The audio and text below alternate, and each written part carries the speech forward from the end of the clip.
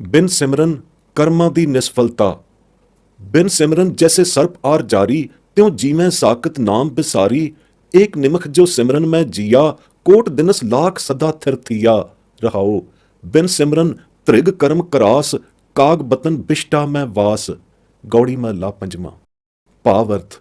सिमरन बिहूण मनुख दा जीवन ऐसा है जैसे सप दी आरजा हुंदी है। सप दी उम्र बहुत लंमी पर निकम्मी हुंदी है। इस तरह नाम सिमरन तो हीण मनुख दा जीवन ਬਿਰਥਾ ਹੀ ਜਾਂਦਾ ਹੈ। ਸ਼ਕਤੀ ਮਾਇਆ ਦੇ ਉਪਾਸ਼ਕ ਸਾਕਤ ਪੁਰਸ਼ ਨਾਮ ਨੂੰ ਵਿਸਾਰ ਕੇ ਸਾਰੀ ਉਮਰ ਸਾਕਤ ਪੁਣੇ ਅਤੇ ਮਨਮੁਖਤਾ ਵਿੱਚ ਹੀ ਗੁਜ਼ਾਰ ਦਿੰਦੇ ਹਨ। ਉਹਨਾਂ ਦਾ ਵੀ ਕੋਈ ਜੀਵਨ ਹੈ ਜੋ ਨਾਮ ਵਿਸਾਰ ਕੇ ਜੀਵਦੇ ਹਨ।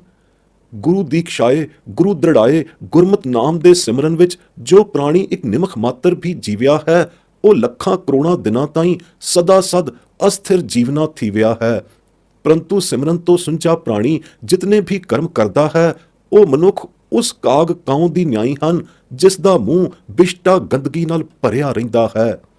नाम सिमरन तो सुंजा मुख मनुख दा काग चुंझ मुखा मूँह है, जिस विच हर दम विष्टा ही भरी रहिंदी है। चाहे वो कितने भी कर्म कर लवे, वो बिष्टा कर्मी ही रहिंदा है। सिमरन बिहूण उस दे कर्म बिखवाती कर्म ही रहिंदे हन। नाम संग मन प्रीत न लावै, कोट कर्म करतो नरक जावै। गौड़ी महला पंजवां। जिस दी हिरदियों गुरमत नाम दे नाल शरधा भावनी वाली प्रीत नहीं लगी ਅਤੇ ਜੋ ਗੁਰਮਤ ਨਾਮ ਅਭਿਆਸ ਕਮਾਈ ਵਿੱਚ ਤਤਪਰ ਨਹੀਂ ਹੋਇਆ, ਉਸ ਦੇ ਕਰੋੜਾਂ ਕਰੋੜ ਕਰਮ ਕੀਤੇ ਉਸ ਨੂੰ ਨਰਕਾਂ ਵਿੱਚ ਲੈ ਜਾਂਦੇ ਹਨ। ਆਨਮਤ ਕਰਮ ਭਾਵੇਂ ਕਰੋੜਾਂ ਕੋਈ ਕਰੇ, ਕਰਨੇ ਹਾਰੇ ਨੂੰ ਨਰਕਾਂ ਦਾ ਹੀ ਭਾਗੀ ਬਣਾਉਂਦੇ ਹਨ। ਬਿਨ ਸਿਮਰਨ ਕੱਖ ਵੀ ਕਰਮ ਸਹਾਈ ਨਹੀਂ ਹੁੰਦਾ। ਕੋਟ ਕਰਮ ਕਰਦਾ ਹੋਇਆ ਵੀ ਸਿੱਧਾ ਨਰਕਾਂ ਵਿੱਚ ਜਾਂਦਾ ਹੈ। ਆਨਮਤ ਕਰਮ ਕਰਨਹਾਰਾ। ਪੌੜੀ। ਰੇ ਮਨ ਬਿਨ ਹਰ ਜਹ ਰਚੋ, ਤਹ ਤਹ ਬੰਧਨ ਪਾਹੇ। ਜਿਹ ਬਿਦ ਕਤਹੁ ਨ ਛੂਟੀਐ, ਸਾਕਤ ਤੇਊ ਕਮਾਹੇ। ਹਉ ਹਉ ਕਰਤੇ ਕਰਮਰਤ, ਤਾਕੋ ਭਾਰ ਅਫਾਰ। ਪ੍ਰੀਤ ਨਹੀਂ ਜੋ ਨਾਮ ਸਿਉ, ਤਉ ਏਊ ਕਰਮ ਬਿਕਾਰ। ਬਾਧੇ ਜਮ ਕੀ ਜੇਵਰੀ, ਮੀਠੀ ਮਾਇਆ ਰੰਗ। ਭ੍ਰਮ ਕੇ ਮੋਹੇ ਨ ਬੁਝੈ, ਸੋ ਪ੍ਰਭ ਸਦ ਹੂੰ ਸੰਗ। लेखै गणत न छूटिया, काची भीत न सुध। जिसै बुझाए नानका, तह गुरमुख निर्मल बुद्ध। गौड़ी 52 अखरी महला पंजवां। व्याख्या। नाम सिमरन बिना ਜਿਹੜੇ ਜਿਹੜੇ ਕਰਮ ਕਰਨ ਵਿੱਚ ਮਨ ਰਹਿੰਦਾ ਹੈ, ਤੇ ਕਰਮ ਬੰਧਨ ਰੂਪ ਹੋ ਜਾਂਦੇ ਹਨ। ਨਾਮ ਸਿਮਰਨ ਬਿਨਾ ਜਿੰਨੇ ਵੀ ਕਰਮ ਹਨ, ਤਿਨਾਂ ਦੇ ਕਰਨ ਵਿੱਚ ਅਤੇ ਕਰਨਹਾਰੇ ਦੇ ਮਨ ਨੂੰ ਬੰਧਨ ਰੂਪੀ ਪੈਖੜ ਹੀ ਪੈਂਦੇ ਹਨ। ਮਾਦਾ ਪ੍ਰਸਤ ਮਨਮੁਖ ਸਾਕਤ ਪੁਰਸ਼ ਜਦ ਕਰਦਾ ਹੈ, ਤਦ ਐਸੇ ਹੀ ਕਰਮ ਕਰਦਾ ਹੈ। ਜਦੋਂ ਵੀ ਕਮਾਈ ਕਰਦਾ ਹੈ ਤਾਂ ਤਿਨਾਂ ਹੀ ਕਰਮਾਂ ਦੀ ਕਮਾਈ ਕਰਦਾ ਹੈ, ਜਿਨ੍ਹਾਂ ਦੇ ਕਰਨ ਕਰਕੇ ਬੰਧਨ ਐਸੇ ਪੈਂਦੇ ਹਨ ਕਿ ਬੰਧਨਾਂ ਵਿੱਚ ਹੀ ਜਕੜਿਆ ਜਾਂਦਾ ਹੈ। ਤਿਨਾਂ ਤੋਂ ਛੁਟਕਾਰਾ ਕਦੇ ਨਹੀਂ ਹੁੰਦਾ। ਨਾਮ ਸਿਮਰਨ ਤੋਂ ਬਿਨਾਂ ਜਿਤਨੇ ਵੀ ਕਰਮ ਹਨ, ਤਿਨਾਂ ਦੇ ਕਰਨਹਾਰੇ ਉਹਨਾਂ ਕਰਮਾਂ ਵਿੱਚ ਰਚੇ ਮਿਚੇ ਹੋਏ, ਖੱਚਤ ਹੋਏ ਹਉ ਹਉ ਮੈਂ ਹੀ ਕਰਦੇ ਫਿਰਦੇ ਹਨ। ਤਿਨਾਂ ਦੀ ਹਉਮੈ ਹੀ ਵੱਧਦੀ ਹੈ। ਆਨ ਕਰਮਾਂ ਦੇ ਕਰਨ ਕਰ ਹਉਮੈ ਦਾ ਹੀ ਵਧੇਰਾ ਅਫਾਰਾ ਵੱਧਦਾ ਹੈ। ਨਾਮ ਨਾਲ ਪ੍ਰੀਤ ਰੁਚੀ ਨਾ ਹੋਣ ਕਰਕੇ ਜਿਹੜੇ ਵੀ ਕਰਮ ਸਾਕਤ ਪੁਰਸ਼ ਕਰਦਾ ਹੈ, ਸੋ ਸਭੇ ਵਿਕਾਰ ਰੂਪ ਹਨ। ਮੀਠੀ ਮਾਇਆ ਦੇ ਰੰਗ ਕਰੰਗੀ ਕੁਸੰਗ ਵਿੱਚ ਫਸੇ ਗਰਸੇ ਹੋਏ ਜਮ ਕੀ ਜਿਉੜੀ ਨਾਲ ਬੰਨੇ ਰਹਿੰਦੇ ਹਨ। ਜਮ ਜਿਉੜੀ ਨਾਲ ਬੰਨੇ ਹੀ ਚਲੇ ਜਾਣਗੇ। ਭ੍ਰਮ ਦੇ ਮੁੱਠਿਆਂ ਨੂੰ ਮਾਇਆ ਹੀ ਮਿੱਠੀ ਲੱਗਦੀ ਹੈ। ਦ੍ਰਿਸ਼ਟਮਾਨ ਪਦਾਰਥ ਹੀ ਮਿੱਠੇ ਲੱਗਦੇ ਹਨ। ਜਿਨ੍ਹਾਂ ਨੇ ਸੰਗ ਨਹੀਂ ਜਾਣਾ, ਇੱਥੇ ਹੀ ਰਹਿ ਜਾਣਾ ਹੈ। ਸਦਾ ਸੰਗ ਰਹਿਣ ਵਾਲੇ, ਸਦਾ ਸੰਗ ਨਿਭਣ ਵਾਲੇ ਵਾਹਿਗੁਰੂ ਨੂੰ ਉਹ ਬੁੱਝਦੇ ਹੀ ਨਹੀਂ, ਬੁੱਝ ਹੀ ਨਹੀਂ ਸਕਦੇ, ਕਿਉਂਕਿ ਮੋਹ ਮਾਇਆ ਦੀ ਫਾਂਸ ਉਹਨਾਂ ਉੱਤੇ ਪਈ ਹੋਈ ਹੈ। ਇਸ ਕਰਕੇ ਉਹਨਾਂ ਦੀ ਮੱਤ ਮਾਰੀ ਹੀ ਰਹਿੰਦੀ ਹੈ। ਇਹ ਅਹਿਸਾਸ ਹੀ ਉਹਨਾਂ ਨੂੰ ਸਫੁਰਨ ਨਹੀਂ ਹੁੰਦਾ ਕਿ ਸਦਾ ਸੰਗੀ ਵਾਹਿਗੁਰੂ ਅੰਤਰਜਾਮੀ ਉਹਨਾਂ ਦੇ ਹਰਦਮ ਸਾਥ ਹੈ। ਉਹਨਾਂ ਦੇ ਕਰਮਾਂ ਕੁਕਰਮਾਂ ਨੂੰ ਵੇਖਦਾ ਪਰਖਦਾ ਹੈ। ਕਰਮਾਂ ਦਾ ਹਿਸਾਬ ਲੇਖਾ ਕੀਤਿਆਂ, ਲੇਖੇ ਦੀ ਗਿਣਤੀ ਮਿਣਤੀ ਕੀਤਿਆਂ, ਗਿੱਟੀਆਂ ਗਿਣਦਿਆਂ ਛੁਟਕਾਰਾ ਕਦੇ ਨਹੀਂ ਹੁੰਦਾ, ਹੋ ਹੀ ਨਹੀਂ ਸਕਦਾ। ਕਿਉਂਕਿ ਜਿਤਨੇ ਵੀ ਕਰਮ ਕਾਂਡ ਕੀਤੇ ਜਾਂਦੇ ਹਨ, ਕਾਇਆ ਨੂੰ ਸੋਧਣ ਸਾਧਣ ਹਿਤ ਹੀ ਕੀਤੇ ਜਾਂਦੇ ਹਨ। ਪਰ ਇਹ ਕਾਇਆ ਨਿਰੀ ਕੱਚੀ ਕੰਧ ਹੈ, ਕਰਮ ਕਾਂਡ ਨਾਲ ਸ਼ੁੱਧ ਨਹੀਂ ਹੁੰਦੀ। ਜਿਸ ਤੇ ਨਦਰ ਕਰਮੀ ਮਿਹਰ ਹੋ ਜਾਂਦੀ ਹੈ, ਤਿਸ ਦੀ ਬੁੱਧੀ ਗੁਰੂ ਨਾਨਕ ਨੂੰ ਮਿਲ ਕੇ ਨਿਰਮਲ ਹੋ ਜਾਂਦੀ ਹੈ ਅਤੇ ਨਿਰਮਲ ਕਰਮ ਕਰਨਹਾਰੀ ਹੋ ਜਾਂਦੀ ਹੈ। ਬਿਨਾਂ ਗੁਰੂ ਦੀ ਕਲਾ ਵਰਤੇ ਨਾ ਹੀ ਬੁੱਧੀ ਨਿਰਮਲ ਹੁੰਦੀ ਹੈ, ਕਬੁੱਧੀ ਹੀ ਰਹਿੰਦੀ ਹੈ। ਅਤੇ ਨਾ ਹੀ ਨਿਰਮਲ ਕਰਮਾਂ ਵੱਲ ਰੁਚੀ ਆਉਂਦੀ ਹੈ। ਨਾਮ ਬਿਨਾ ਕੁਸ਼ਟੀ ਮੋਹ ਅੰਧਾ, ਸਭ ਨਿਹਫਲ ਕਰਮ ਕੀਏ ਦੁਖ ਧੰਦਾ। ਹਰ ਹਰ ਹਰ ਜਸ ਜਪੈ ਵਡ ਭਾਗੀ, ਨਾਨਕ ਗੁਰਮਤਿ ਨਾਮ ਲਿਵ ਲਾਗੀ। ਆਸਾ ਮਹਲਾ ਚੌਥਾ। ਨਾਮਹੀਣ ਹਰੇਕ ਮਨੁੱਖ ਨੂੰ ਹਉਮੈ ਦਾ ਕੁਸ਼ਟ ਕੋੜ ਹੋਇਆ ਵਿਆ ਹੈ। ਹਰੇਕ ਮਨੁੱਖ ਨਾਮ ਬਿਨਾ ਮੇਰੀ ਮੇਰੀ ਦੀ ਮਮਤਾ ਦਾ ਅੰਨਾ ਕੀਤਾ ਹੋਇਆ ਹੈ। ਉਸ ਦੇ ਅਰਥਾਤ ਨਾਮਹੀਣ ਮੀਣੇ ਮਨੁੱਖ ਦੇ ਸਭ ਕਰਮ ਕੀਤੇ ਨਿਹਫਲ ਹੀ ਜਾਂਦੇ ਹਨ। ਜਿਤਨੇ ਕਰਮ ਵੀ ਉਹ ਕਰਦਾ ਹੈ, ਉਹ ਸਭੇ ਕਰਮ ਦੁੱਖ ਧੰਦੇ ਵਾਲੇ ਹੀ ਹੁੰਦੇ ਹਨ। ਸੰਸਾਰੀ ਧੰਦਿਆਂ ਵਿੱਚ ਨਿਰਾ ਦੁੱਖ ਹੀ ਦੁੱਖ ਹੈ। ਕੋਈ ਵਡਭਾਗੀ ਹੀ ਐਸਾ ਜਨ ਹੁੰਦਾ ਹੈ ਜਿਸ ਦਾ ਮੁੱਖ ਪ੍ਰਯੋਜਨੀ ਕੰਮ ਕਰਮ ਨਾਮ ਜਪਣਾ ਅਤੇ ਨਾਮ ਜਸ ਗਾਉਣਾ, ਸਿਫਤ ਸਲਾਹ ਕਰਨਾ ਹੁੰਦਾ ਹੈ। ਗੁਰੂ ਨਾਨਕ ਦੇ ਘਰ ਤੋਂ ਪ੍ਰਾਪਤ ਹੋਏ ਗੁਰਮਤਿ ਨਾਮ ਦੇ ਅਭਿਆਸ ਕੀਤਿਆਂ, ਗੁਰਮਤਿ ਨਾਮ ਰੂਪੀ ਕਰਮਕਾਰ ਕੀਤਿਆਂ ਹੀ ਸਦਗਤੀ ਹੁੰਦੀ ਹੈ। ਕਿਉਂਕਿ ਗੁਰਮਤਿ ਨਾਮ ਦੀ ਅਭਿਆਸ ਕਮਾਈ ਦੇ ਪ੍ਰਤਾਪ ਨਾਲ ਮਾਇਆ ਬੰਧਨ ਟੁੱਟ ਕੇ ਇੱਕ ਨਾਮ ਨਾਲ ਹੀ ਲਿਵ ਲੱਗ ਜਾਂਦੀ ਹੈ। ਜਿਉਂ ਲੱਗਦੀ ਹੈ ਫੇਰ ਲੱਗੀ ਹੀ ਰਹਿੰਦੀ ਹੈ। ਮਾਇਆ ਮੋਹ ਅਤੇ ਮੈਂ ਮੇਰੀ ਦੀ ਮਮਤਾ ਉਸ ਦੀ ਬਿਰਤੀ ਉੱਤੇ ਪ੍ਰਬਲ ਨਹੀਂ ਪੈਂਦੀ। ਵੇਦ ਪੁਰਾਨ ਸਿਮਰਿਤ ਸਭ ਖੋਜੇ, ਕਹੂ ਨਾ ਊਬਰ ਨਾ, ਕਹੋ ਕਬੀਰ ਇਉਂ ਰਾਮੈ ਜੰਪੋਂ, ਮੇਟ ਜਨਮ ਮਰਨਾ। ਆਸਾ ਸ੍ਰੀ ਕਬੀਰ ਜੀਓ। ਵੇਦ ਪੁਰਾਨ ਅਤੇ ਸਿਮਰਤੀਆਂ ਦੇ ਆਨਮਤ ਪੁਸਤਕ ਘੋਖ ਘੋਖ ਕੇ ਦੇਖੇ, ਇਹਨਾਂ ਆਨਮਤ ਪੁਸਤਕਾਂ ਦੇ ਅਨੁਸਾਰੀ ਕਰਮ ਕੀਤਿਆਂ ਕਿਸੇ ਵੀ ਕਰਮ ਦੁਆਰਾ ਪ੍ਰਾਣੀ ਦਾ ਪਾਰ ਉਤਾਰਾ ਨਹੀਂ ਹੁੰਦਾ। ਕੇਵਲ ਗੁਰਮਤਿ ਨਾਮ ਜਪਿਆਂ ਹੀ ਬੰਦ ਖਲਾਸੀ ਹੁੰਦੀ ਹੈ ਅਤੇ ਜਨਮ ਮਰਨ ਦੀ ਫਾਸੀ ਕੱਟੀ ਦੀ ਹੈ ਅਤੇ ਆਵਾਗਵਨੀ ਗੇੜ ਵਾਲੀ 84 ਮਿਟਦੀ ਹੈ। ਅਸ਼ਟ ਸਾਜ ਸਾਜ ਪੁਰਾਣ ਸੋਧੈ, ਕਰੈ ਬੇਦ ਅਭਿਆਸ, ਬਿਨ ਨਾਮ ਹਰ ਕੇ ਮੁਕਤ ਨਾਹੀ, ਕਹੈ ਨਾਨਕ ਦਾਸ। ਧਨਾਸਰੀ ਮਹਲਾ ਪਹਿਲਾ। ਅਰਥਬੋਧ ਲਿਖਣ ਵਾਲੇ 8 ਅੰਗ ਵਿਆਕਰਣ ਆਦਿ ਸਾਰੇ ਸਮਾਨ ਇਕੱਤਰ ਕਰਕੇ ਪੁਰਾਣਾਂ ਨੂੰ ਬਥੇਰਾ ਵਿਚਾਰਿਆ ਗਿਆ ਅਤੇ ਬਥੇਰਿਆਂ ਨੇ ਪੁਰਾਣਾਂ ਨੂੰ ਸੋਧਿਆ ਵਿਚਾਰਿਆ ਅਤੇ ਬਥੇਰਿਆਂ ਨੇ ਵੇਦਾਂ ਦਾ ਅਭਿਆਸ ਕੀਤਾ ਅਤੇ ਵੇਦਾਚਾਰੀ ਪੁਰਾਣਾਚਾਰੀ ਬਥੇਰੇ ਕਰਮ ਕੀਤੇ। ਪਰ ਇਹਨਾਂ ਪੁਰਾਣਾਚਾਰੀ ਵੇਦਾਚਾਰੀ ਕਰਮਾਂ ਦੇ ਕਰਨ ਕਰ ਅੱਜ ਤਾਈਂ ਕਿਸੇ ਦੀ ਗਤ ਮੁਕਤ ਨਹੀਂ ਹੋਈ ਅਤੇ ਨਾ ਹੋਵੇਗੀ। ਗੁਰੂ ਨਾਨਕ ਸਾਹਿਬ ਆਪ ਆਪਣੇ ਮੁਖਾਰਬਿੰਦ ਤੋਂ ਫਰਮਾਉਂਦੇ ਹਨ ਕਿ ਵੇਦਾਂ ਆਦਿ ਦੇ ਆਨਮਤ ਧਰਮ ਪੁਸਤਕਾਂ ਦਾ ਪੜ੍ਹਨਾ, ਵਿਚਾਰਨਾ ਅਤੇ ਇਹਨਾਂ ਅਨੁਸਾਰੀ ਕਰਮਾਂ ਦਾ ਅਭਿਆਸ ਕਰਨਾ ਬਿਲਕੁਲ ਬੇਫਾਇਦਾ ਹੈ। ਗੁਰਮਤਿ ਨਾਮ ਬਿਨਾ ਕਿਸੇ ਦੀ ਮੁਕਤੀ ਨਾ ਹੋਈ ਤੇ ਨਾ ਹੋਵੇਗੀ। ਘੋਖੇ ਮੁੰਜਨ ਸਿਮਰਿਤ ਪੁਰਾਨਾ, ਵੇਦ ਪੁਕਾਰੈ ਘੋਖ, ਕਿਰਪਾ ਸਿੰਧ ਸੇਵ ਸਚ ਪਾਈਐ, ਦੋਵੇਂ ਸੁਹੇਲੇ ਲੋਕ। ਆਨ ਆਚਾਰ ਵਿਵਹਾਰ ਹੈ ਜੇਤੇ, ਬਿਨ ਹਰ ਸਿਮਰਨ ਫੋਕ, ਨਾਨਕ ਜਨਮ ਮਰਨ ਭੈ ਕਾਟੇ, ਮਿਲ ਸਾਧੂ ਬਿਨ ਸੇ ਸੋਕ। ਧਨਾਸਰੀ ਮਹਲਾ ਪੰਜਵਾਂ। ਭਾਵ-ਅਰਥ। ਰਿਸ਼ੀਆਂ ਮੁਨੀਆਂ ਜਨਾਂ ਦੀਆਂ ਬਣਾਈਆਂ ਸਿਮਰਤੀਆਂ ਘੋਖ ਘੋਖ ਕੇ ਬੜੇ ਗੌ ਨਾਲ ਲੋਕਾਂ ਨੇ ਪੜ੍ਹੀਆਂ ਅਤੇ ਪੁਰਾਣ ਵੀ ਘੋਟਾ ਲਾ ਕੇ ਕੰਠਾਗਰ ਕਰਕੇ ਪੜ੍ਹੇ। ਬਥੇਰਿਆਂ ਪੰਡਤਾਂ ਵੇਦ ਵੇਤਿਆਂ ਨੇ ਬ੍ਰਹਮਾ ਦੇ ਬਣਾਏ ਹੋਏ ਵੇਦ ਵੀ ਘੋਟ ਘੋਟ ਕੇ ਪੜ੍ਹੇ ਪੁਕਾਰੇ ਅਤੇ ਹੁਣ ਵੀ ਵੇਦ ਵਿਦਿਆ ਨੂੰ ਲੋਕ ਪੁਕਾਰ ਪੁਕਾਰ ਕੇ ਪੜ੍ਹਦੇ ਹਨ। ਪਰ ਇਹਨਾਂ ਸਿਮਰਤੀਆਂ ਪੁਰਾਣਾਂ ਤੇ ਵੇਦਾਂ ਦੇ ਘੋਖਣ ਨਾਲ ਕੁਛ ਨਾ ਬਣਿਆ, ਨਾ ਕੁਛ ਬਣਦਾ ਹੈ, ਨਾ ਬਣੇਗਾ। ਬਣੇਗਾ ਤਾਂ ਕਿਰਪਾ ਸਾਗਰ ਵਾਹਿਗੁਰੂ ਦੀ ਸਿਮਰਨ ਰੂਪੀ ਸੇਵਾ ਕੀਤਿਆਂ ਬਣੇਗਾ, ਜਿਸ ਦੇ ਸਿਮਰਨ ਸੇਵਨ ਕਰਕੇ ਹਲਤ ਪਲਤ ਦੋਵੇਂ ਲੋਕ ਸੁਹੇਲੇ ਹੁੰਦੇ ਹਨ। ਵਾਹਿਗੁਰੂ ਸਿਮਰਨ ਤੋਂ ਬਿਨਾਂ ਹੋਰ ਕਰਮ ਆਚਾਰ ਵਿਵਹਾਰੀ ਜੋ ਕਰਨੀਆਂ ਕਰਮ ਕਾਂਡੀ ਕਰਤੂਤਾਂ ਹਨ, ਸੋ ਸਭੇ ਹੀ ਫੋਕੀਆਂ ਹਨ। ਸਤਿਗੁਰੂ ਨਾਨਕ ਰੂਪ ਸੱਚੇ ਗੁਰਸਾਧ ਨੂੰ ਮਿਲਿਆਂ ਸਾਰੇ ਹੀ ਸੋਗ ਵਿਜੋਗ ਤੇ ਰੋਗ ਬਿਨਸ ਜਾਂਦੇ ਹਨ ਅਤੇ ਜਨਮ ਜਨਮ ਦੇ ਭੈ ਕੱਟੇ ਜਾਂਦੇ ਹਨ। ਸਿਮਰਨਹੀਣ ਕਿਸੇ ਵੀ ਕਰਮ ਕਰਤੂਤ ਕਰਨੀ ਕੀਤਿਆਂ ਕੁਛ ਨਹੀਂ ਬਣਦਾ ਤੇ ਕੁਛ ਨਹੀਂ ਸਰਦਾ। ਬਿਲਾਵਲ ਮਹੱਲਾ ਨੌਵਾਂ। ਜਾ ਮੈਂ ਭਜਨ ਰਾਮ ਕੋ ਨਾਹੀ, ਤਿਹ ਨਰ ਜਨਮ ਅਕਾਰਤ ਖੋਇਆ, ਯਹ ਰਾਖੋ ਮਨ ਮਾਹੀ। ਰਹਾਓ। ਤੀਰਥ ਕਰੈ ਬ੍ਰਤ ਫੁਨ ਰਾਖੈ, ਨਹਿ ਮਨੁਆ ਬਸ ਜਾਕੋ, ਨਿਹਫਲ ਧਰਮ ਤਾਹਿ ਤੁਮ ਮਾਨੋ, ਸਾਚ ਕਹਿਤ ਮੈਂ ਯਾਕੋ। ਜੈਸੇ ਪਾਹਨ ਜਲ ਮੈਂ ਰਾਖਿਓ, ਭੇਦੈ ਨਾਹਿ ਤਹਿ ਪਾਨੀ, ਤੈਸੇ ਹੀ ਤੁਮ ਤਾਹਿ ਪਛਾਨੋ, ਭਗਤਹੀਨ ਜੋ ਪ੍ਰਾਨੀ। ਕਲ ਮੈਂ ਮੁਕਤ ਨਾਮ ਤੇ ਪਾਵਤ, ਗੁਰ ਯਹ ਭੇਦ ਬਤਾਵੈ, ਕਹੋ ਨਾਨਕ ਸੋਈ ਨਰ ਗਰੂਆ, ਜੋ ਪ੍ਰਭ ਕੇ ਗੁਣ ਗਾਵੈ। ਭਾਵ-ਅਰਥ। ਜਿਸ ਪ੍ਰਾਣੀ ਦੇ ਹਿਰਦੇ ਅੰਦਰ ਰਮਤ ਰਾਮ ਸਰਬਤਰ ਰਮ ਰਹੇ ਪਰਮਾਤਮਾ ਵਾਹਿਗੁਰੂ ਦਾ ਭਜਨ ਨਹੀਂ ਹੈ, ਤਿਸ ਨਰ ਪ੍ਰਾਣੀ ਨੇ ਆਪਣਾ ਮਨੁੱਖਾ ਜਨਮ ਬਿਅਰਥ ਹੀ ਗਵਾ ਲਿਆ ਹੈ। ਇਸ ਗੱਲ ਦੀ ਨਿਸ਼ਚੇ ਕਰਕੇ ਮਨ ਅੰਦਰ ਗੰਢ ਬੰਨ੍ਹ ਲਵੋ। ਇਸ ਵਿੱਚ ਰੰਚਕ ਵੀ ਸੰਦੇਹ ਨਹੀਂ। ਜਿਸ ਪ੍ਰਾਣੀ ਦਾ ਮਨ ਖਿੰਡਿਆ ਫਿਰਦਾ ਹੈ, ਵਸ ਵਿੱਚ ਨਹੀਂ ਰਹਿੰਦਾ, ਉਸ ਦੇ ਤੀਰਥ ਕਰਮ ਤੇ ਬ੍ਰਤ ਆਦਿਕ ਰੱਖਣ ਵਾਲੇ ਕਰਮ ਸਭ ਬਿਰਥੇ ਹਨ। ਇਨ੍ਹਾਂ ਕਰਮਾਂ ਦੇ ਕੀਤਿਆਂ ਮਨ ਦਾ ਖਿੰਡਾਓ ਨਹੀਂ ਹਟਦਾ, ਨਾ ਹੀ ਮਨ ਵਸ ਵਿੱਚ ਆਉਂਦਾ ਹੈ। ਉਸ ਦੇ ਉਕਤ ਤੀਰਥਾਏ ਕਰਮ ਕੀਤੇ ਸਭੇ ਹੀ ਨਿਸਫਲ ਹਨ। ਇਨ੍ਹਾਂ ਕਰਮਾਂ ਦਾ ਫਲ ਕੋਈ ਵੀ ਨਹੀਂ। ਇਹ ਬਾਤ 16 ਆਨੇ ਸੱਚੀ, ਨਿਰੋਲ ਸੱਚੀ ਆਖੀ ਹੈ ਸਤਿਗੁਰੂ ਨੇ। ਸਤਿਗੁਰੂ ਗੁਰੂ 9ਵੀਂ ਪਾਤਸ਼ਾਹੀ ਨੇ। ਜਿਵੇਂ ਪੱਥਰ ਨੂੰ ਪਾਣੀ ਵਿੱਚ ਰੱਖਿਆ ਪਾਣੀ ਉਸ ਦੇ ਅੰਦਰ ਪ੍ਰਵੇਸ਼ ਨਹੀਂ ਹੁੰਦਾ, ਤੈਸੇ ਹੀ ਭਗਤੀਹੀਣ ਪ੍ਰਾਣੀ ਦੀ ਇਹ ਪਛਾਣ ਹੈ ਕਿ ਉਸ ਦੇ ਕਰਮ ਧਰਮ ਕੀਤੇ ਸਭ ਨਿਹਫਲ ਹਨ, ਕਿਉਂਕਿ ਉਹ ਉਸ ਨੂੰ ਪੂੰਹਦੇ ਹੀ ਨਹੀਂ।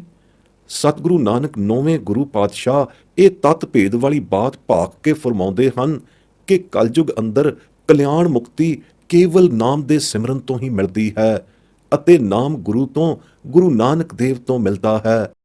ਸੋਈ ਨਰ ਪ੍ਰਾਣੀ ਤਤ ਗੌਰਵਤਾ ਵਾਲਾ ਗੰਭੀਰ ਗਰੂਆ ਹੈ, ਜਿਸ ਦਾ ਕਿੱਤਾ ਹੀ ਪ੍ਰਭੂ ਪਰਮਾਤਮਾ ਦੇ ਗੁਣ ਗਾਉਣ ਦਾ ਹੈ। ਨਾਮ ਬਿਨਾ ਸਭ ਝੂਠ ਪਰਾਨੀ, ਗੋਵਿੰਦ ਭਜਨ ਬਿਨ ਅਵਰ ਸੰਗ ਰਾਤੇ, ਤੇ ਸਭ ਮਾਇਆ ਮੂਠ ਪਰਾਨੀ। ਰਹਾਓ। ਤੀਰਥ ਨਹਾਏ ਨਾ ਉਤਰਸ ਮੈਲ, ਕਰਮ ਧਰਮ ਸਭ ਹਉਮੈ ਫੈਲ, ਲੋਕ ਪਚਾਰੈ ਗਤ ਨਹੀਂ ਹੋਏ, ਨਾਮ ਬਿਹੂਣੇ ਚਲਸੈਂ ਰੋਏ।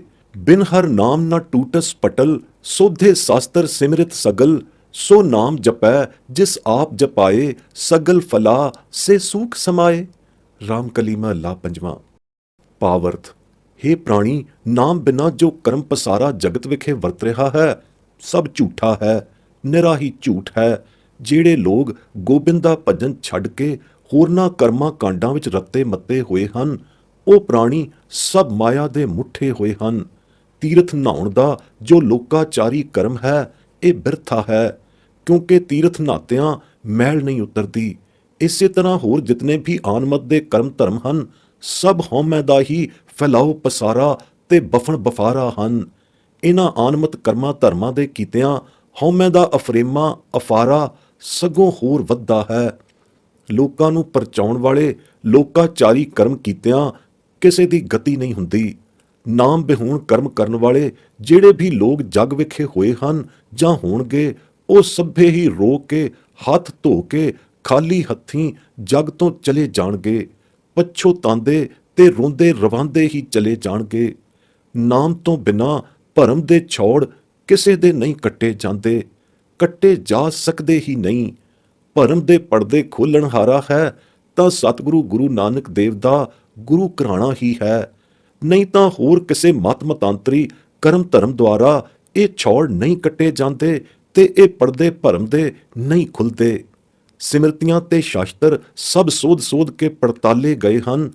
ਕਿਸੇ ਵੀ ਸਿਮਰਤ ਸ਼ਾਸਤਰ ਦੇ ਪੜ੍ਹਿਆਂ ਘੋਖਿਆਂ ਕਰਮੋਖਿਆਂ ਭਰਮ ਅਗਿਆਨ ਦੇ ਪਰਦੇ ਨਹੀਂ ਲੱਥਦੇ। ਨਾਮ ਜਪਣ ਦੀ ਪਰਮਾਰਥੀ ਕਾਰ ਵਿੱਚ ਸੋਈ ਜਨ ਲੱਗਦਾ ਹੈ, ਜਿਸ ਨੂੰ ਆਪ ਕਰਮ ਵਿਧਾਤਾ ਵਾਹਿਗੁਰੂ ਆਪਣੀ ਕਿਰਪਾ ਕਰ ਨਾਮ ਜਪਾਉਣ ਲਾਵੇ। ਤਿਸ ਨਾਮ ਜਪਣ ਵਾਲੇ ਜਨ ਨੂੰ ਸਰਬ ਫਲਾ ਪ੍ਰਦਾਤਨੀ ਲੱਭਤਾ ਹੁੰਦੀ ਹੈ। ਸੋਈ ਜਨ ਸੱਚੇ ਆਤਮਕ ਪਰਮਾਰਥਕ ਸੁਖ ਵਿੱਚ ਜਾਏ ਸਮਾਉਂਦਾ ਹੈ। ਸਗਲੇ ਕਰਮ ਧਰਮ ਜੁਗ ਸਾਧਾ, ਬਿਨ ਹਰ ਰਸ ਸੁਖ ਤਿਲ ਨਹੀਂ ਲਾਧਾ। ਭਈ ਕਿਰਪਾ ਨਾਨਕ ਸਤ ਸੰਗੇ, ਤੋ ਧਨ ਪਿਰ ਆਨੰਦ ਉਲਾਸਾ ਹੈ। ਮਾਰੂ ਸੁਲਹੇ ਮਹੱਲਾ ਪੰਜਵਾਂ। ਭਾਵ ਹਰੇਕ ਯੁਗ ਦੇ ਸਗਲੇ ਕਰਮ ਧਰਮ ਸੋਧ ਕੇ ਪਰਖ ਪਰਖਾ ਲਏ, ਅਰ ਇਹ ਨਿਸ਼ਚੇ ਕਰ ਸਿੱਟਾ ਕੱਢ ਲਿਆ ਕਿ ਕਿਸੇ ਵੀ ਕਰਮ ਧਰਮ ਤੋਂ ਇੱਕ ਤਿਲ ਮਾਤਰ ਵੀ ਸੱਚਾ ਪਰਮਾਰਥੀ ਆਤਮ ਸੁਖ ਨਹੀਂ ਲੱਜਦਾ। ਬਿਨਾਂ ਹਰ ਰਸ ਰਤਿਆਂ ਆਤਮ ਸੁਖ ਸੱਚਾ ਸੁਖ ਕਿੱਥੇ? ਹਰ ਸਿਮਰਨ ਕਰ ਹੀ ਸੱਚਾ ਸੁਖ ਪ੍ਰਾਪਤ ਹੁੰਦਾ ਹੈ।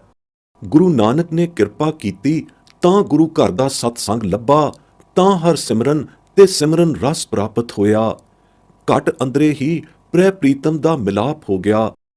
ਪਰਮਾਤਮਾ ਪਤੀ ਪ੍ਰੀਤਮ ਨਾਲ ਇੱਕ ਹਿਰਦੇ ਸੇਜ ਤੇ ਲਿਟ ਲਿਟਾਏ ਕੇ ਤੇ ਇਕਮਿਕ ਹੋ ਕੇ ਹੇਲ ਮੇਲ ਕੇਲ ਕੀਤਿਆਂ ਹੀ ਆਨੰਦ ਉਲਾਸ ਨਸੀਬ ਹੋਇਆ। ਉਸ ਸੁਖ ਦੀ ਗਹਿਣਗਤ ਕਥੀ ਹੀ ਨਹੀਂ ਜਾਂਦੀ। ਖਟ ਕਰਮ ਕੁਲ ਸੰਯੁਕਤ ਹੈ, ਹਰ ਭਗਤ ਹਿਰਦੈ ਨਾਹੈ। ਚਰਨਾਰ ਬਿੰਦ ਨਾ ਕਥਾ ਭਾਵੈ, ਸੁਪਚ ਤੁਲ ਸਮਾਨ। ਕੇਦਾਰਾ ਰਵਿਦਾਸ ਜੀਓ। ਸ਼ਾਸਤਰਾਂ ਦੇ ਦੱਸੇ ਖਟ ਕਰਮ ਕਰਨ ਵਾਲਾ ਹੋਵੇ, ਚੰਗੀ ਖਾਨਦਾਨੀ ਕੁਲ ਵਾਲਾ ਹੋਵੇ, ਪਰੰਤੂ ਪਰਮਾਤਮਾ ਦੇ ਚਰਨ ਕਮਲਾਂ ਦੀ ਕਥਾ ਦਾ ਰਸੀਆ ਨਾ ਹੋਵੇ, ਵਾਹਿਗੁਰੂ ਸਿਮਰਨ ਦੇ ਰਸ ਤੋਂ ਬਿਹੂਣਾ ਹੋਵੇ, ਉਹ ਚੰਡਾਲ ਦੇ ਸਮਾਨ ਹੈ। ਬਿਨ ਸਿਮਰਨ ਬਿਨ ਹਰ ਰਸ ਆਇਆਂ, ਉੱਚੇ ਤੋਂ ਉੱਚੇ ਕਰਮ ਕੀਤੇ ਨਿਸਫਲ ਹਨ। ਭੈਰੋਂ ਮਹੱਲਾ ਪਹਿਲਾ। ਜਗਨ ਹੋਮ ਪੁੰਨ ਤਾ ਪੂਜਾ, ਦੇਹ ਦੁਖੀ ਨਿਤ ਦੂਖ ਸਹੈ। ਰਾਮ ਨਾਮ ਬਿਨ ਮੁਕਤ ਨ ਪਾਵਸ, ਮੁਕਤ ਨਾਮ ਗੁਰਮੁਖ ਲਹੈ। ਰਾਮ ਨਾਮ ਬਿਨ ਬਿਰਥੇ ਜਗ ਜਨਮਾ, ਬਿਖ ਖਾਵੈ ਬਿਖ ਬੋਲੀ ਬੋਲੈ। ਬਿਨ ਨਾਵੈ ਨਿਹਫਲ ਮਰ ਭ੍ਰਮਨਾ। ਰਹਾਉ। ਪੁਸਤਕ ਪਾਠ ਵਿਆਕਰਣ ਵਖਾਣੈ, ਸੰਧਿਆ ਕਰਮ ਤਿਕਾਲ ਕਰੈ। ਬਿਨ ਗੁਰ ਸ਼ਬਦ ਮੁਕਤ ਕਹਾਂ ਪ੍ਰਾਣੀ, ਰਾਮ ਨਾਮ ਬਿਨ ਉਰਜ ਮਰੈ। ਡੰਡ ਕਮੰਡਲ ਸਿਖਾ ਸੂਤ ਧੋਤੀ, ਤੀਰਥ ਗਮਨ ਅਤ ਭ੍ਰਮਨ ਕਰੈ। ਰਾਮ ਨਾਮ ਬਿਨ ਸ਼ਾਂਤ ਨ ਆਵੈ, ਜਪ ਹਰ ਹਰ ਨਾਮ ਸੋ ਪਾਰ ਪਰੈ। ਜਟਾ ਮੁਕਟ ਤਨ ਭਸਮ ਲਗਾਈ, ਬਸਤਰ ਛੋੜ ਤਨ ਨਗਨ ਭਇਆ। ਰਾਮ ਨਾਮ ਬਿਨ ਤ੍ਰਿਪਤ ਨ ਆਵੈ, ਕਿਰਤ ਕੈ ਬੰਧੈ ਭੇਖ ਭਇਆ। ਜੇਤੇ ਜੀ ਜੰਤ ਜਲ ਥਲ ਮਹੀਲ, ਜਤਰ ਕਤਰ ਤੂ ਸਰਬ ਜੀਆ। ਗੁਰ ਪ੍ਰਸਾਦ ਰਾਖ ਲੈ ਜਨ ਕੋ, ਹਰ ਰਸ ਨਾਨਕ ਝੋਲ ਪੀਆ। ਵਿਆਖਿਆ।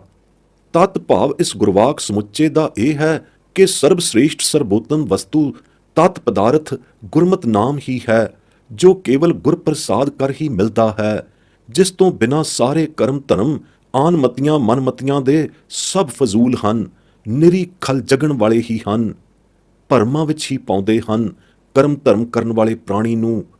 ਨਾ ਹੀ ਇਹਨਾਂ ਕਰਮਾਂ ਦੁਆਰਾ ਪ੍ਰਾਣੀ ਦਾ ਭਰਮ ਦੂਰ ਹੁੰਦਾ ਹੈ, ਨਾ ਹੀ ਮੁਕਤੀ ਕਿਸੇ ਨੂੰ ਪ੍ਰਾਪਤ ਹੁੰਦੀ ਹੈ।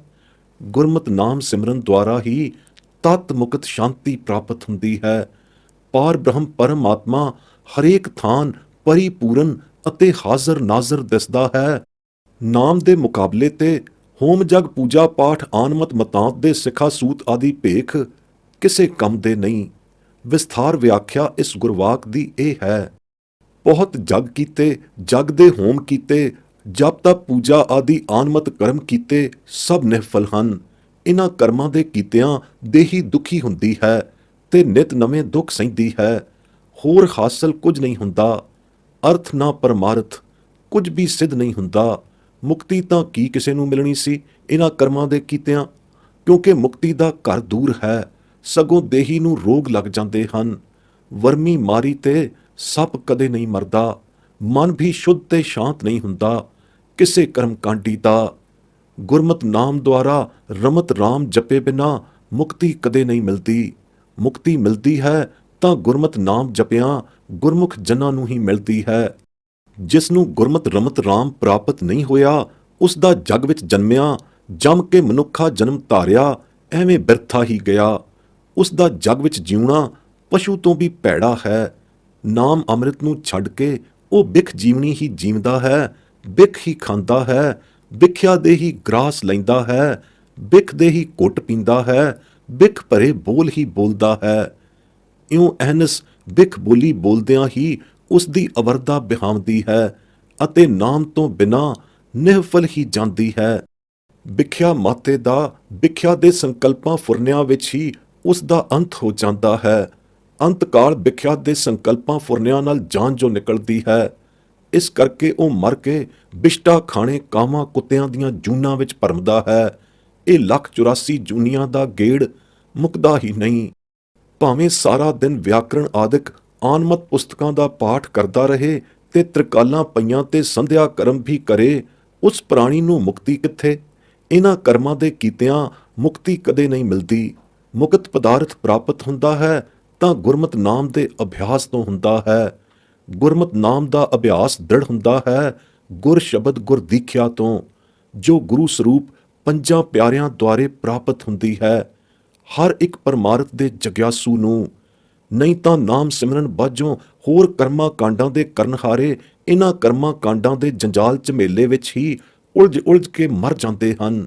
ਜੋ ਆਨਮਤ ਕਰਮ ਕਾਂਡੀ ਪੁਰਸ਼ ਸੰਨਿਆਸ ਭੇਖ ਧਾਰਨ ਕਰਕੇ, ਹੱਥ ਵਿੱਚ ਡੰਡਾ ਤੇ ਕਮੰਡਲ ਫੜ ਕੇ ਤੇ ਸਿਰ ਤੇ ਸਿਰਫ ਬੋਦੀ ਰੱਖ ਕੇ, ਹੋਰ ਸਭ ਮੂੰਡ ਮੁੰਡਾਇਕੈ ਅਤੇ ਗਲ ਵਿੱਚ ਜਨੇਊ ਪਾ ਕੇ ਅਤੇ ਤੇੜ ਧੋਤੀ ਪਾ ਕੇ ਇਉਂ ਕਰਮ ਕਾਂਡੀ ਬਣ ਕੇ ਅਨੇਕਾਂ ਤੀਰਥਾਂ ਤੇ ਭੌਂਦਾ ਭਰਮਦਾ ਫਿਰਦਾ ਹੈ, ਉਹ ਐਵੇਂ ਖੱਜਲ ਹੀ ਹੁੰਦਾ ਹੈ। ਉਸ ਦੇ ਮਨ ਨੂੰ ਭੂਰਾ ਭਰ ਵੀ ਸ਼ਾਂਤੀ ਨਹੀਂ ਆਉਂਦੀ। ਸ਼ਾਂਤੀ ਕਿੱਥੋਂ ਤੇ ਕਿਵੇਂ ਆਵੇ ਨਾਮ ਤੋਂ ਬਿਨਾਂ?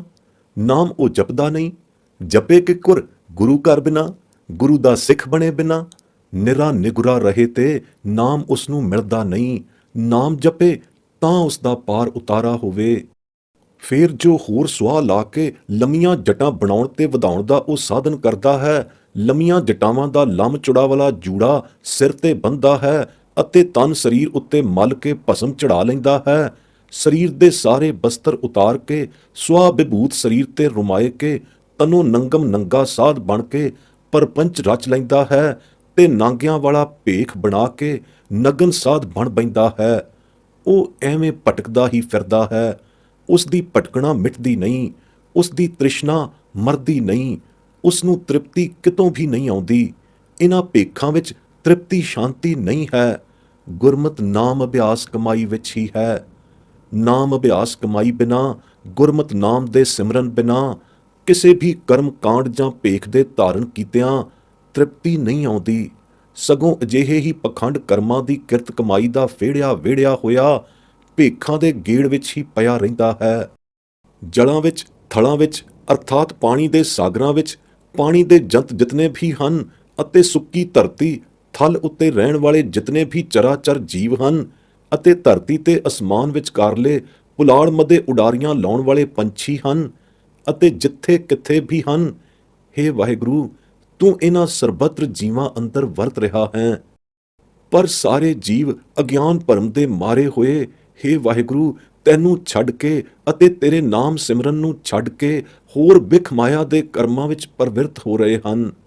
ਹੋਰ ਤਾਂ ਹੋਰ ਸਰਬ ਜੀਆਂ ਜਨਤਾਂ ਦਾ ਸਰਤਾਜ ਅਸ਼ਰਫੁਲ ਮਖਲੂਕਾਤ ਦੀ ਪਦਵੀ ਵਾਲਾ ਇਨਸਾਨ ਮਨੁੱਖ ਵੀ ਇਸ ਬਿਖ ਮਾਇਆ ਦਾ ਪੁਚਲਾਇਆ ਹੋਇਆ ਬਿਖਿਆ ਰੂਪੀ ਮਾਇਆ ਦਾ ਸੰਚਨ ਹੀ ਸੰਚ ਰਿਹਾ ਹੈ ਅਤੇ ਬਿਖਿਆਵੀ ਮਾਇਆਵੀ ਖੱਟੀ ਖੱਟਣ ਦੇ ਬਿਖੂ ਕਰਮਾਂ ਦੇ ਕਰਨ ਵਿੱਚ ਹਮਾਤਨ ਮਸਰੂਫ ਹੋਇਆ ਹੈ। ਉਸ ਨੂੰ ਬਿਖ ਮਾਇਆ ਬਿਹਾਜਣੇ ਕਰਮਾਂ ਤੋਂ ਬਿਨਾਂ ਹੋਰ ਕੁਝ ਸੁਝਦਾ ਹੀ ਨਹੀਂ। ਜਿਉਂ-ਜਿਉਂ ਇਹ ਕਰਮ ਕਰਦਾ ਹੈ, ਤਿਉਂ-ਤਿਉਂ ਤੈਥੋਂ ਵਿਛੁੜ ਕੇ ਲੱਖਾਂ ਕੋਹਾਂ ਦੀ ਵਿੱਥ ਤੇ ਪਰੇਡੇ ਹੋ ਰਿਹਾ ਹੈ।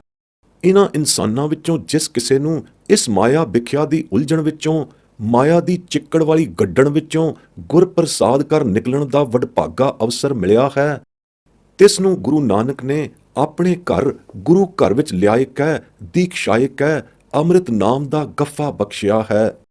ਜਿਸ ਅੰਮ੍ਰਿਤ ਨਾਮ ਦੇ ਛਾਂਦੇ ਨੂੰ ਛਕ ਕੇ ਗੁਰੂ ਨਾਨਕ ਦੇ ਘਰ ਦੇ ਸਿੱਖ ਸੱਜਣਾ ਗੁਰਮੁਖਾਂ ਨੇ ਇਸ ਬਿਖ ਮਾਇਆ ਵਿੱਚੇ ਹੀ ਬਿਖ ਮਾਇਆ ਵਿੱਚ ਰਹਿੰਦਿਆਂ ਹੋਇਆਂ ਝੋਲ ਕੇ ਅੰਮ੍ਰਿਤ ਦੇ ਗਟਾਕ ਹੀ ਪੁੰਚੇ ਪੀਤੇ ਹਨ, ਬਸ ਅਜਿਹਾ ਅੰਮ੍ਰਿਤ ਗਟਾਕੀ ਨਾਮ ਰਸ ਪੀਤਾ ਹੈ।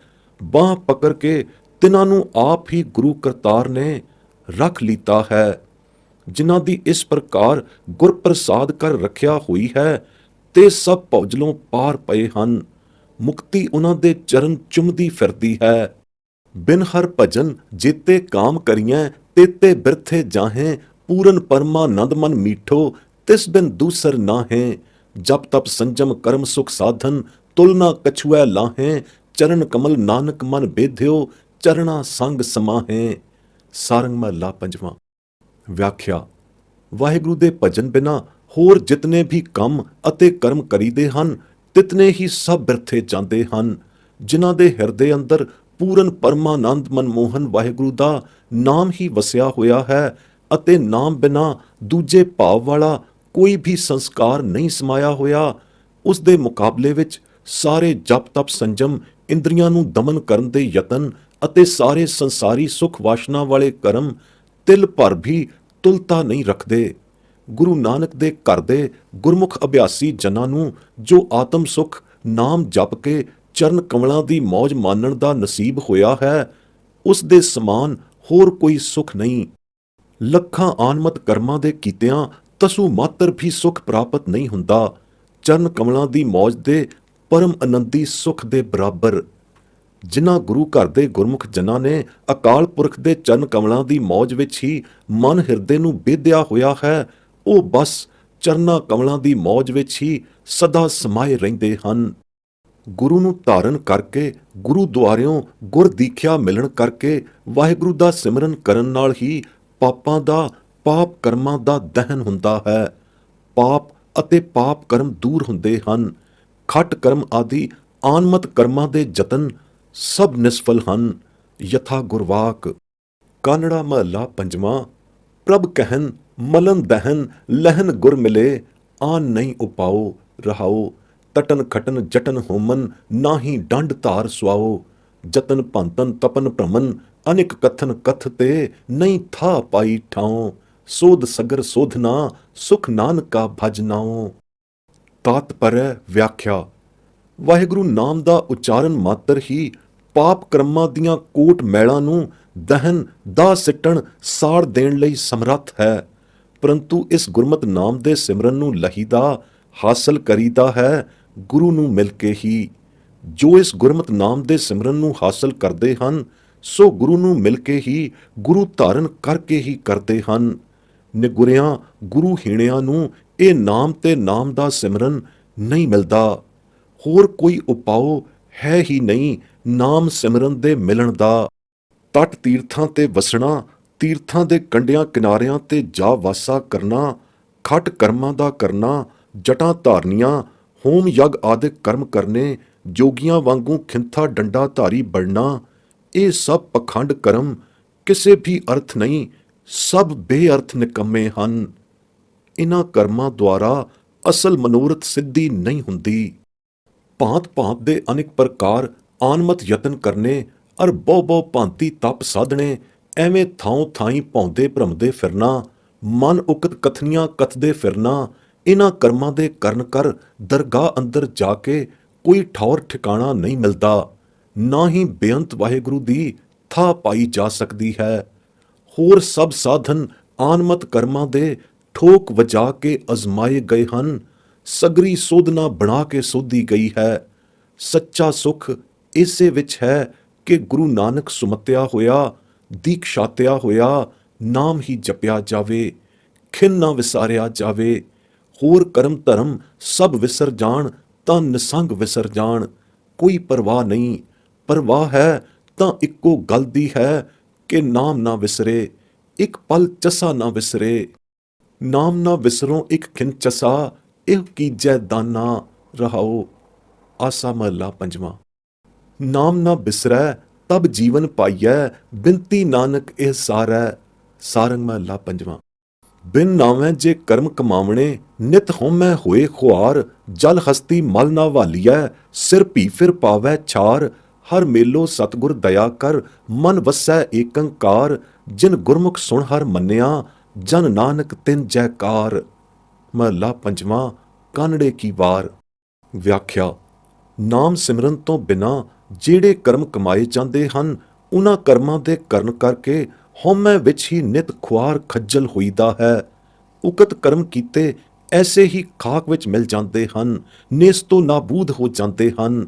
ਜਿਵੇਂ ਹਾਥੀ ਨੂੰ ਜਲ ਨਾਲ ਮਲ ਕੇ ਨਵਾਇਆ ਜਾਵੇ, ਉਹ ਮੁੜ ਕੇ ਸਿਰ ਵਿੱਚ ਖੇ ਹੀ ਪਾ ਲੈਂਦਾ ਹੈ। ਉਸ ਦਾ ਨਾਤਾ ਧੋਤਾ ਬਰਬਾਦ ਹੀ ਹੋ ਜਾਂਦਾ ਹੈ। ਜਿਸ ਉੱਪਰ ਵਾਹਿਗੁਰੂ ਨਿਰੰਕਾਰ ਦੀ ਦਇਆ ਦ੍ਰਿਸ਼ਟੀ ਹੁੰਦੀ ਹੈ, ਉਸ ਨੂੰ ਸੱਚੇ ਸਤਿਗੁਰੂ ਦੇ ਦਰਸ਼ਨ ਭੇਟ ਮਿਲਾਪ ਹੋ ਜਾਂਦੇ ਹਨ। ਗੁਰੂ ਦੇ ਭੇਟ ਮਿਲਾਪ ਕਰ ਏਕੰਕਾਰ ਵਾਹਿਗੁਰੂ ਉਸ ਦੇ ਮਨ ਵਿੱਚ ਆ ਵਸਦਾ ਹੈ। ਇਹ ਸਭ ਸਤਿਗੁਰੂ ਦੀ ਦੀਖਿਆ ਦਾ ਪ੍ਰਤਾਪ ਹੈ। ਜਿਸ ਗੁਰਮੁਖ ਨੇ ਸਤਿਗੁਰੂ ਦੀ ਦੀਖਿਆ ਸੁਣ ਕੇ ਨਾਮ ਵਾਹਿਗੁਰੂ ਨੂੰ ਮਨ ਵਿੱਚ ਵਸਾਇਆ ਹੈ, ਉਹ ਜਨ ਗੁਰੂ ਨਾਨਕ ਸਾਹਿਬ ਦੀਆਂ ਅਸੀਸਾਂ ਭਰੀ ਜੈਕਾਰ ਧੁਨਕਾਰ ਦਾ ਅਧਿਕਾਰੀ ਹੋ ਜਾਂਦਾ ਹੈ।